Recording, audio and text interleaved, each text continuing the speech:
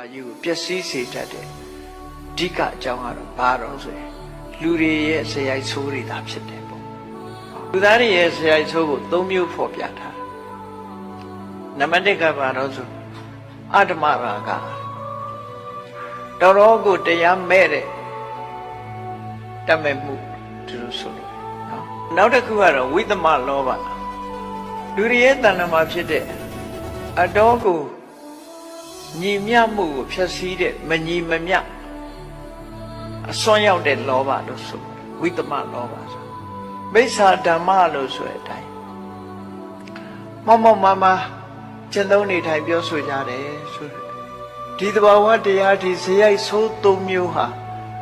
လူလောကကြီးကိုပျက်စီးဖို့ဖော်ဆောင်နေတဲ့လူတွေရဲ့အကျင့်ဇယိုက်ဆိုးကြီး၃မျိုးပဲလူကဘာကြီးကိုပျက်စီးစေ